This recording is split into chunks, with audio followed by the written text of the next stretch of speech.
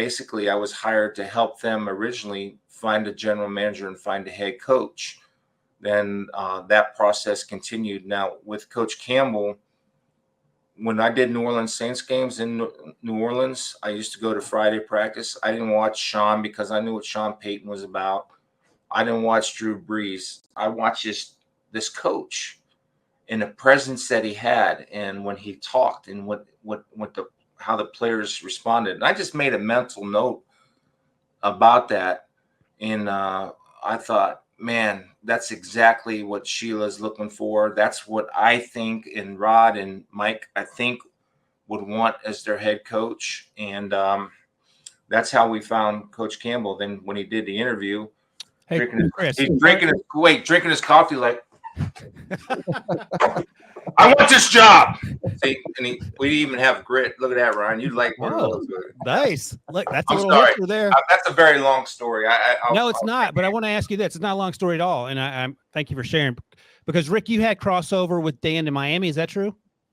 No. Okay. I was gone from Miami by the time he came down there, but I saw what he did when he became the interim coach down there.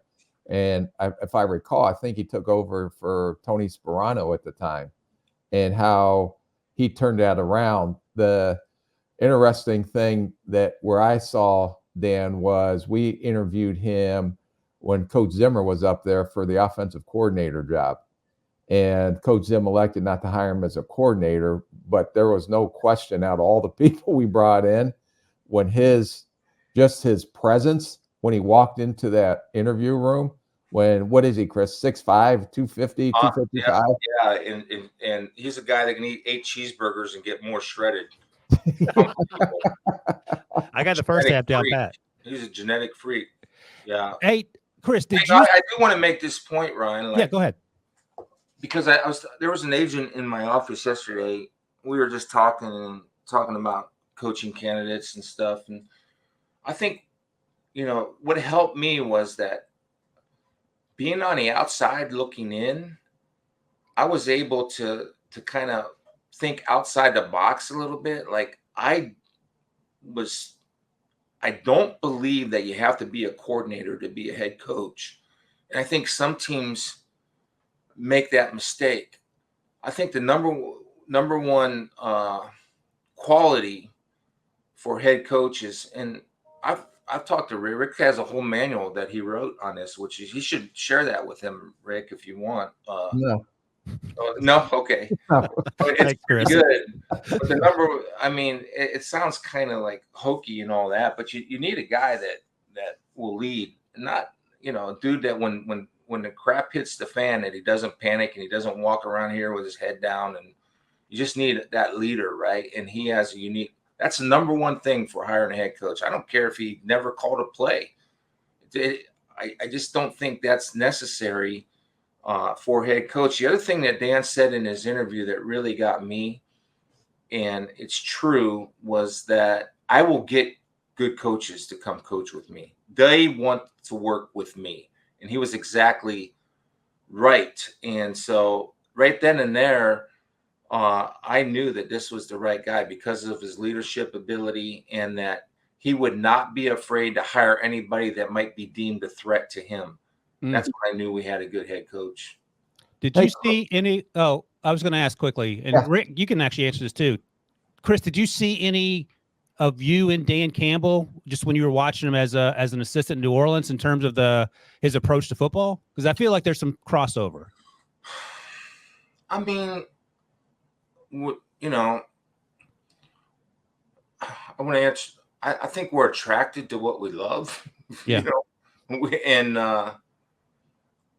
Look, I was, as a player, and I was all about it's win and whatever we had to do. And, I wear logo T-shirts because I want to send a reminder to myself. But I would say that, there were similarities. And I know Michelle, Rick's wife, my sister-in-law, said, it looks like Chris hired himself. But I think from a mentality point of view, I'm similar. Yeah. That was yeah, we were watching Dan Campbell's press conference. My wife watched it at home. She goes, God, I think Chris just hired himself. Well, look, Dan got some blowback from the kneecap stuff, but as I'm hearing Chris talk, I bet that fired you up. And the last laugh is, Dan proved that he was the right guy for the job. So, I mean, you get blowback for anything, right? That's just want, like, players, they just want genuine. Yeah. They want genuine and they want consistency. And yeah, everybody says, oh, well, this crazy dude, want a pet lion and all that stuff at practice. But that's who he is. Like I was telling Harry before, is whatever you see on air, he's like that walking around here. That's just who he is. And so as long as you're genuine, you say what you want, and who cares? This is a little bit cliche, but nobody really cares what label you put on. If you believe in yourself and you believe in how you approach things and the players believe in it, then you won. You got a chance. And our players believed in it. And it was never more true when you're 3-13 and you start off the following year 1-6. And that dude did not change. He did not panic. And everybody on the inside that knew this team, we saw it turning. It just, we couldn't get over that hump. Then once we got over the hump, then guys started playing with confidence. Because I will say this, that NFL players are probably, a lot of them are paranoid, which is an edge. It can give you an edge. A lot of them are insecure, even though they come across as this badass macho dude. And especially when you're losing. So when the players get like that and they start playing for CYA, cover their own ass, well, at least I'm doing my job. But our team never did that. And that's in a credit to not only Dan, but the whole coaching staff involved. And they just hung in there.